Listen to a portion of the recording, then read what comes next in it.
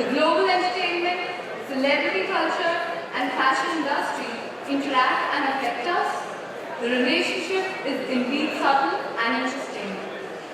We have amongst us tonight Dr. Johanna Blakley, the Managing Director of the Norman Lear Center, a media center think tank at the University of Southern California. She said, one of the side effects of a culture of copying is the establishment of trends, which is a magical thing. How does it happen? Because it is legal in the fashion industry for people to copy one another. Dr. Blakley has worked across a huge variety of media platforms with immense experience in academia, entertainment, and the high-tech industry of game development, web development, and digital asset management. Ladies and gentlemen, get ready to discover thought-provoking answers to daily life questions with the one-of-a-kind social media analyst, Dr. Johanna Blakley.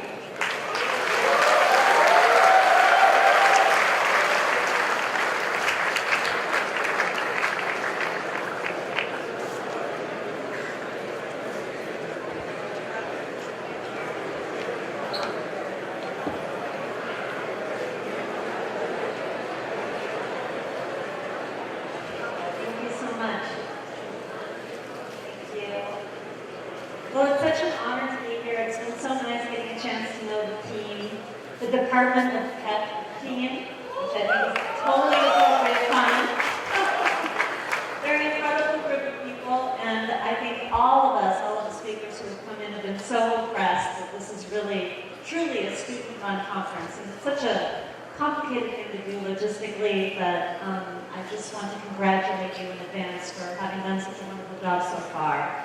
And I just want to thank again Saransh for actually inviting me here.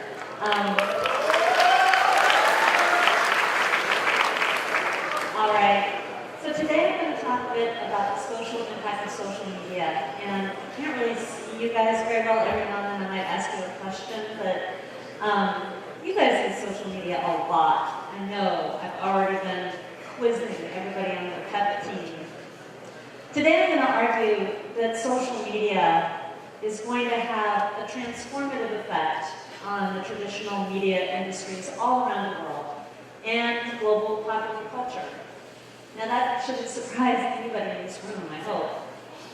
But I'm also going to argue that social media is also going to have a really profound impact on the way we perceive ourselves as human beings, who we are, what it is we care about, what we love, what we hate.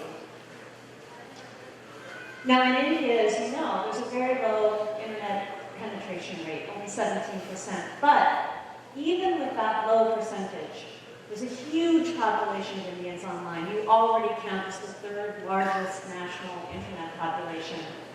And in the next couple of years, there's going to be the second largest population. And if you look at the kind of activity that Indians do online, you find that 1/4 of the time that you guys spend online is spent on social sites, on social media sites. And if you compare the way that Indians use social media to the way that it's used in the United States, you'll see that on every major platform, you guys are more likely to have accounts. You guys are more likely to be spending time within the last month on that website than on average in the United States. Now LinkedIn, which is a professional social media network, just created this special infographic this last year because they achieved 20 million Indian members on the network, making it the second largest national population on that very powerful social media platform. And on Google Plus, you guys are also number 2 in the world in terms of the national population. You guys are social. I don't know if you knew that about yourselves, but you are social. And as you also know, things change. This landscape is going to change. It might not be LinkedIn, it might not be Facebook. Who knows what the new social media sites are going to be in the next couple of years even. But one thing I can guarantee you is that the share of Indians on those social media platforms is just going to get larger, and the traditional media industries, not just here in India, but all around the world, will be profoundly affected by this. Now, I believe this because I think that social media and the people who participate in social media networks are going to have a revolutionary sort of impact on the traditional media industry, in that they're going to help dismantle some of the silly and absurd assumptions that we see being made about human beings and our desires in traditional media. As you've no doubt noticed, the media holds up a very distorted mirror of our lives to us. We look there and it's not us, it's something else. And why is that the case? Well, I think the main reason is that all media industries, really everywhere around the world, still use demographic segmentation in order to understand audiences. These are the kinds of labels that they use in the United States in order to understand audiences. What they do is they take into account your gender, your age, how much money you make, and the color of your skin, and make a lot of presumptions about what it is that you might be in the market for buying. Now, the reason they've done this is not because it's the smartest way to do it, it was just practical. Because they couldn't possibly figure out what every single individual member of a very large audience was interested in. And so instead they took a shortcut. Well, if I know the age, if I know the gender, if I know how much money they make, if I know where they live, I'll have some notion of what their interests might be. And interests might predict purchasing behavior. And that's what marketers and advertisers really want to know about. So if you ever wonder, why do I hear what I hear on the radio? Why do I see these magazine covers? Why do I see these images on screens large and small? Well, the underlying logic of all of that mass media material is really quite literally the assumptions that are being made by media broadcasters, by marketers and advertisers about the interests of the specific demographic groups that they're trying to deliver to an advertiser. So it's not necessarily based on data. It's based instead, quite often, on stereotypes. Now, at the Vermeer Center, we've been studying the traditional media industry for many years now, and looking in particular at how demographic audience segmentation has affected the media business, the advertising business. And in the last several years, of course, we've paid a lot of attention to social media and how it has disrupted this system. In the old media system, this is how they would divvy up an audience, right? Age is incredibly important to marketers and advertisers. That's how you monetize audiences. But you introduce digital networks and social networks, and suddenly these people who belong to these very convenient little categories kind of reorganize themselves. They don't reorganize themselves by age or by gender. They reorganize themselves by interest, right? You're pursuing what you're interested in, what you care about, what you want to know more about. And so you end up having the opportunity to make connections with people that you never could make connections with before. Geography and national boundaries don't matter as much, obviously, in the global internet system. And also, it's kind of easy to hide your gender. It's pretty easy to hide your age. Sometimes these things are not obvious at all. And it's all in pursuit of what you're interested in. I don't know if you've seen this cartoon before. It's very popular in the United States. Oh, you probably can't see it very well. It says, on the internet, nobody knows you're a dog. And it's true. Marketers and advertisers also can't necessarily tell how much money you make, where you live, how old you are, what your gender is. They make a lot of assumptions about it still, because this is the way that they deliver audiences to advertisers still. They use a lot of surveillance technology, as people in this room obviously know, in order to figure out what you're doing online, so that they can try to sell you something. The Wall Street Journal did a wonderful series of articles called What They Know. And in the very first article, they said, Of the top 50 most popular websites in the United States, which are also among the most popular in the world, each one of those sites installed 64 tracking devices in a person's browser. And so they're gathering all this information about the last purchase you made, how much time you spent watching a video, what you shared with your friends, all of this detailed, granular data about you. Imagine what 6 months worth of that data would tell somebody about you. But what they really want to know is your age, your gender, how much money you make, where you live. This is the kind of information that they can use in order to sell you to an advertiser. And I think that's one reason that the media industries, film, television, music publishing, has really suffered in this whole digital revolution. Because they're still required to deliver demographic segments to advertisers. And so often, they're making some terrible mistakes. This young female reporter for the tech website Mashable found out that Google thought she was a middle-aged guy. She figured out it's because it's the kind of web surfing she does. She's really looking for information about computers, mathematics, and technology. And so within the Google algorithm, it decided she was probably an old guy. Let this be a warning to you. If Google can't get it right, you shouldn't be reverse engineering detailed data about people in order to try to put them right back into a demographic box that might tell you nothing about what they really want, what they're really interested in. I always tell people it's really about taste. I can't think of a better word to use to explain what it is that aggregates people online.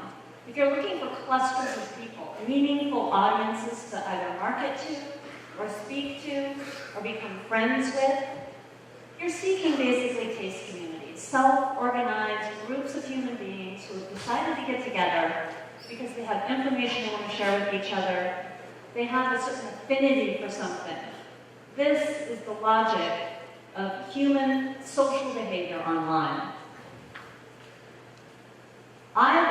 I'm much less interested in somebody's age, right, than I would be if I knew that you like spy novels, or that you play tennis, or that you like Tree Lover 2. I love Tree Lover 2.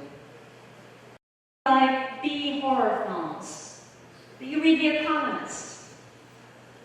Isn't it true that seeing this slide about my interests and my tastes, wouldn't this make it much easier for you to either become my friend, have a conversation with me, or sell something to me, rather than if you knew that I'm a white female? So at the Lear Center, we've been doing research for many years now, trying to figure out what other types of models we could use in order to understand 21st century audiences, in order to move beyond the demographic template that I think has really handcuffed the media industries and really done a disservice to audiences. So we decided to take this tact. We wanted to see if there was some sort of correlation between your entertainment preferences, what you love and enjoy, and what you deeply believe, your ideology. Now, anybody who does survey research will tell you it's usually not a good idea to ask somebody about their politics, to label themselves politically. In the United States, the problem is a lot of people will say, I'm a moderate. Everybody else is extreme. Everybody else is crazy. And so what we did is we came up with a diagnostic tool. We had the respondents, and this was a national US representative sample, evaluate dozens of politically charged statements about issues that really divide our country. Gun rights, how to interpret our Constitution, whether we should protect the environment with more fortitude, liberty.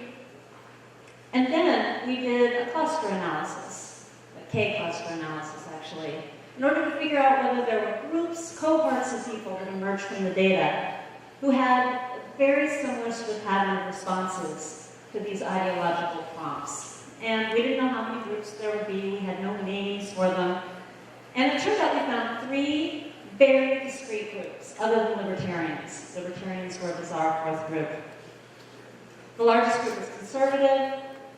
There was a third of the population was liberal, and then there was almost a quarter of the US population that we would call moderate, falling somewhere between these two ideological extremes. The next thing we did is that we asked them literally hundreds of questions about their entertainment preferences, what movies they watch, what TV shows they love, what music genres they prefer, what they hate. It's always important to ask what somebody doesn't like. That's as revealing as what you do like. And then we checked to see whether there was any sort of statistically significant difference between the entertainment preferences of these ideological groups.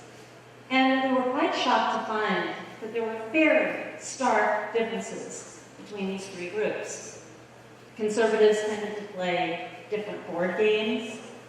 They watched different TV shows. They, of course, watched different news programming. We expected that. They said that they enjoyed different leisure pursuits than the other two groups. And when they went to live entertainment events, it was completely different from the options that you might see from somebody on the other end of the ideological spectrum. When we looked at liberals, for instance, it was far more likely that they would go to a concert performance opposed to a sporting event, while conservatives would be more likely found at a sporting event. They played different board games and video games, they went to different websites, they're big web surfers, and of course they watched different TV shows. Even the moderates had a very particular, different set of entertainment preferences. They were the only ones who admitted that they loved reality programming. They're the honest ones. So American Idol was one of their favorite shows. They played different games than the other two groups. And they watched different TV shows. And actually their number one favorite leisure time activity was watching television. This group watches a huge amount of television.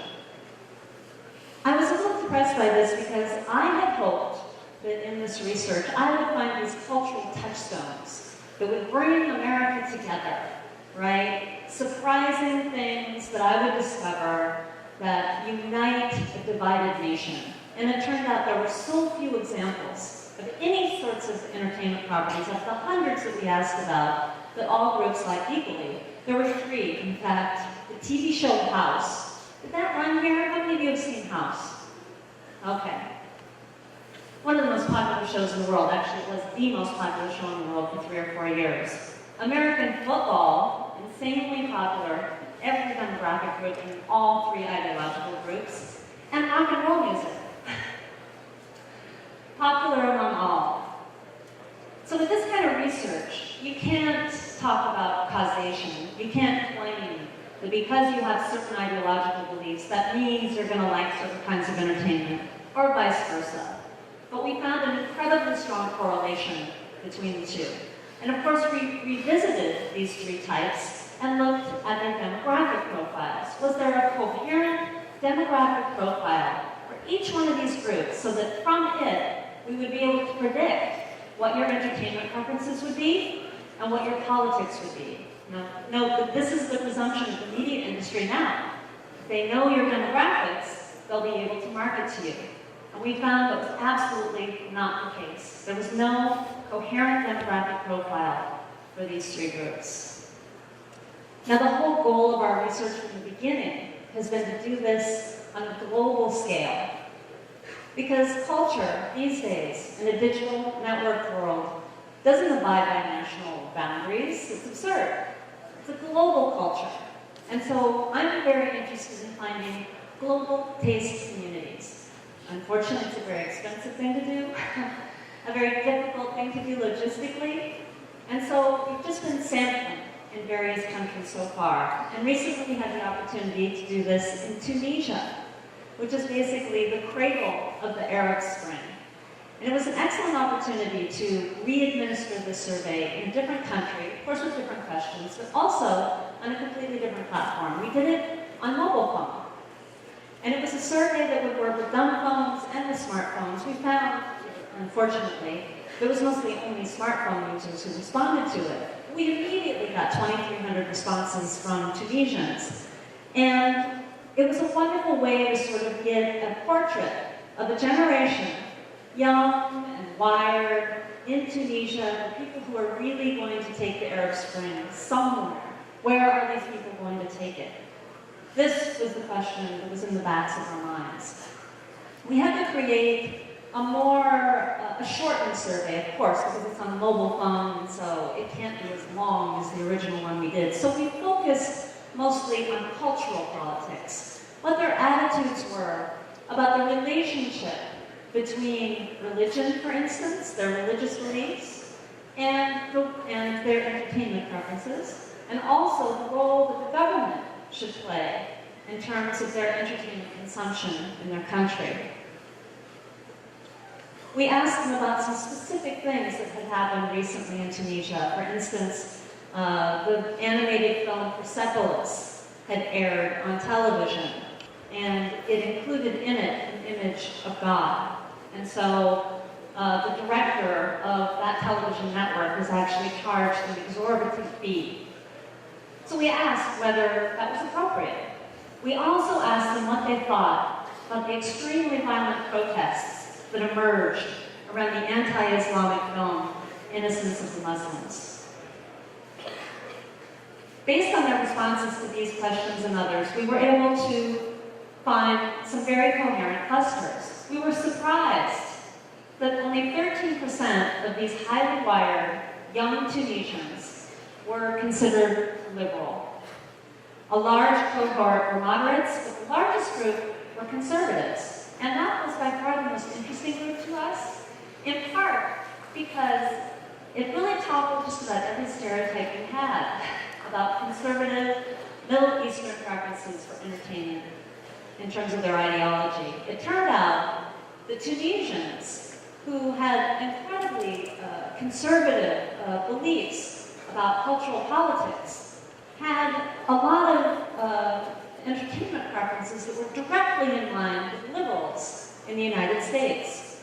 For instance, they said that their favorite leisure time activity was surfing the web. And they far preferred playing video games to reading, which was the more conservative preference in the United States. And when they do read, they don't like reading religious books and history. No. They like reading science fiction and romance novels.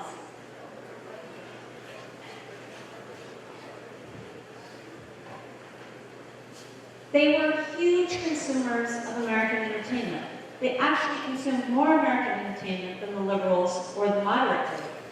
And they were the most likely to say that Hollywood entertainment had had a positive effect on the world. Out of these three groups. It was quite surprising, and it reminded us that you cannot make assumptions based on blunt notions about demographics and about ideology. It's really important that you ask people before you presume that you know what their taste is. And we think it was really important that we used the modus operandi that we used, using the mobile phone platform, really informed the kind of data that we were able to gather, and we were able to get responses from people who would otherwise probably not have responded to a survey of this type. Now, the last minute before we administered the survey, we decided to add an open-ended question, because we could. So what we did is we asked them, what's your favorite movie of all time? And we got responses in Arabic, in French, in English. We weren't sure if it was going to be a Bollywood film, a Hollywood film, something from Egypt, something from France. I don't know if you were here earlier, but maybe you've already heard the music.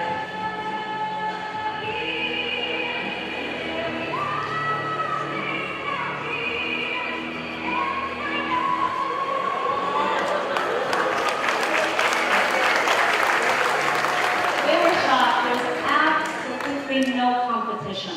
And remember, this was the majority very conservative respondents to our survey. But an American film, Titanic, came out as by far, head and shoulders, the #1 favorite film in the sample. Now, ever since the Cold War, we've certainly noticed in the United States that popular culture really has the power to bridge even the most bitter ideological and national divides. There's something magical about storytelling, about music, and we're often sort of surprised that these things can bridge these divides. I mean, who can explain to me why Baywatch, The Bold and the Beautiful, Show House were at separate times the #1 shows in the entire world?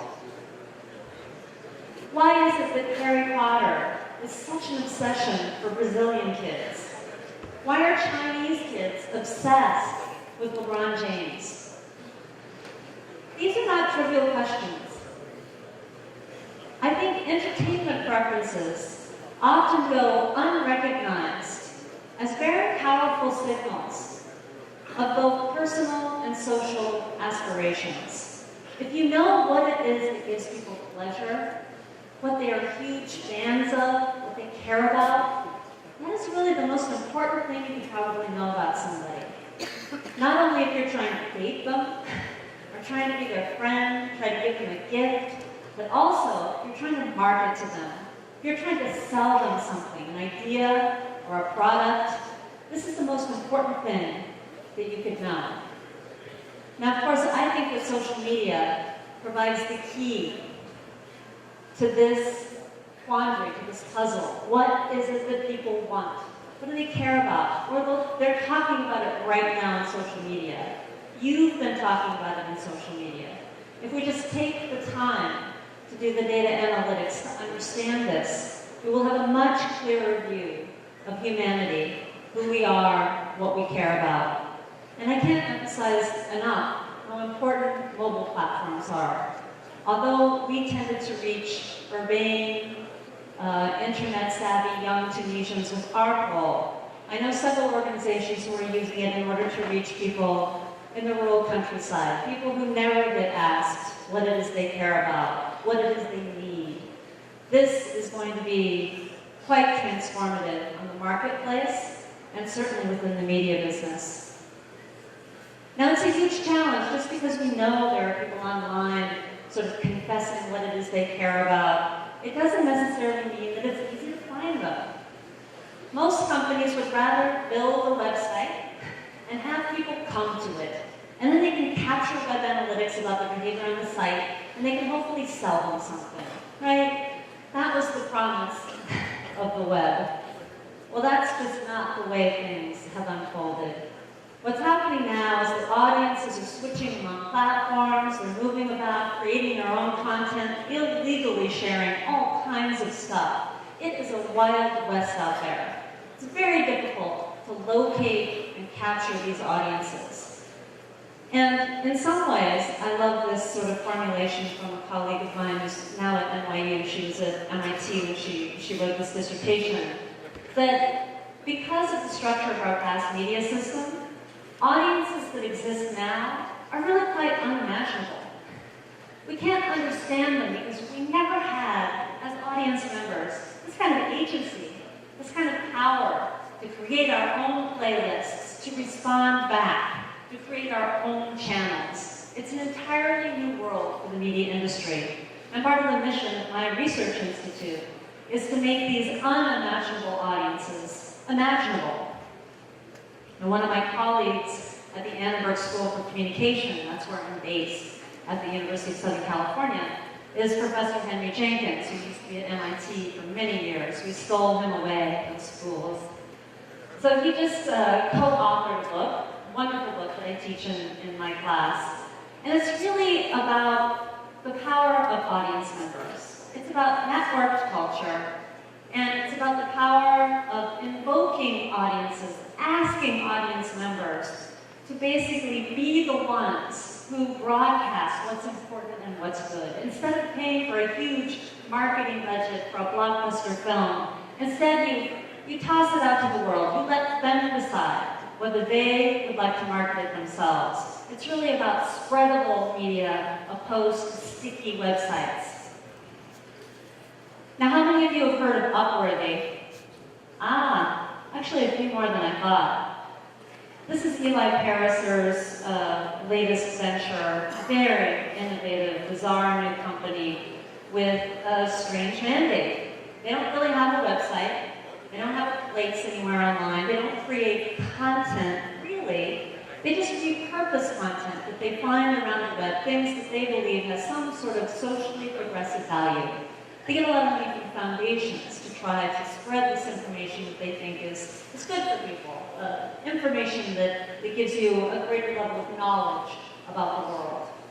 And so what they do is they tweak this content as much as they can in order to try to make it tasty and interesting to audiences, and then they just let the audiences decide whether it's worth spreading. Now these are the stats from December 2013 in terms of the number of average shares of pieces of content from these various websites. These are all the most major media properties in the United States. And Upworthy completely clobbered all of the competition with an average of 75,000 shares for every single piece of content. This is spreadable media. This is the way that you interact with audiences right now in this new media ecosystem.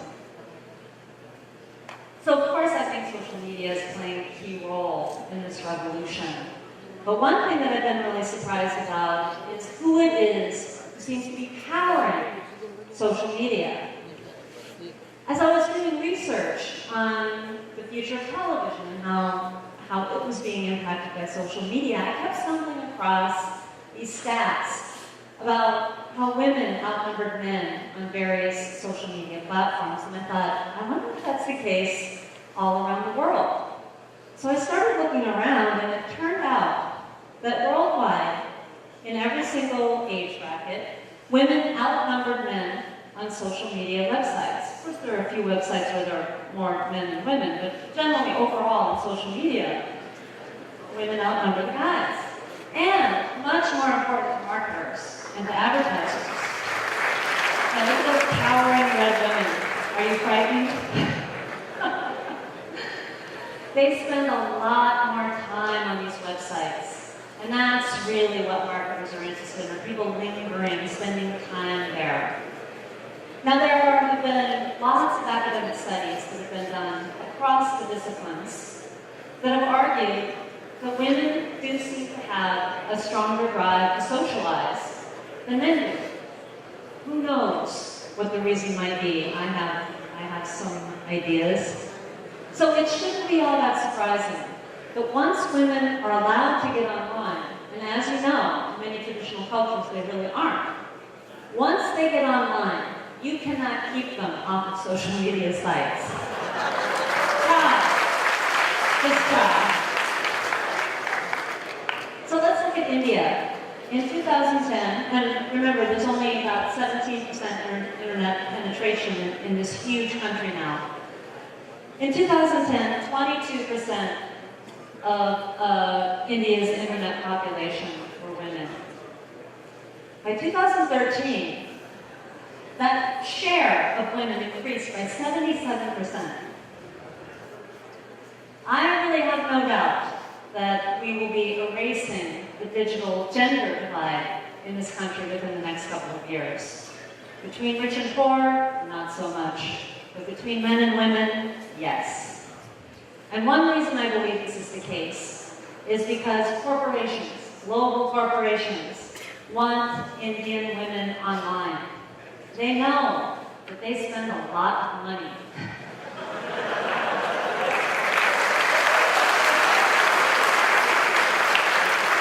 All around the world, in every study I've looked at, women spend more of the household income because they usually buy most of the household stuff. So, these are the people that global corporations want to market to. And so this initiative, helping women get online in India, is actually, it was just launched in December, actually, November or December, a partnership with Google, Intel, Axis Bank, a few other Indian companies to try to get more women online. Now, if I just ask you on the street, who are the heaviest internet users in India? You'd probably think this is a no-brainer, right? It's those geeky 25 to 34-year-old males, right? No, they actually came in second. According to a Comscore study from just last year, it turns out that the heaviest users of internet in the age gender brackets was 35 to 44-year-old females. And it turns out that women, just like women all around the world in the other studies that I've seen, once women in India get online, on their mobile devices, for instance, they're spending almost half their time on social websites. For men, it's more about a third. And it turns out that women are far more aggressive users of apps on their phone, using apps twice as much as men do on their phones. One very popular one, as they no doubt know, and I've been using constantly here in India to communicate with the PEP team, is WhatsApp. Women use the messenger feature 3 times more than men do. There's 20 million Indians on WhatsApp right now. And my friend in the United States, she said, oh, the way my friends in India use WhatsApp, it's like Facebook. They've got broadcast lists, they're posting these videos. So it's this very clever way of basically having a Facebook social media experience in a texting app, a cheap texting app. So women are really driving this revolution. And why is this important? It's because one of the things that I love about social media is that it does make the voices of people who haven't necessarily been heard before a little louder.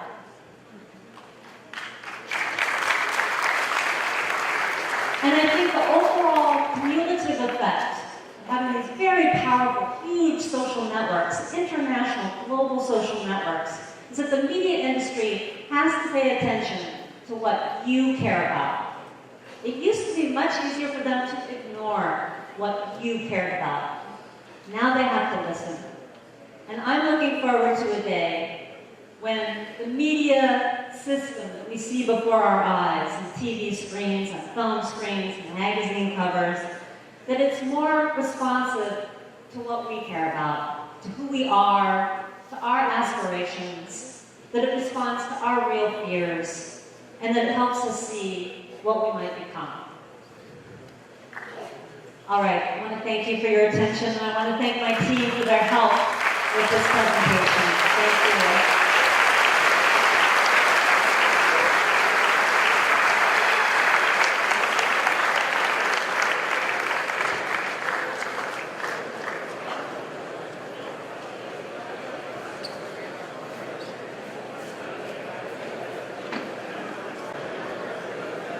Thank you, Dr. Blakley, for the wonderful lecture. Please join me in a round of applause for her.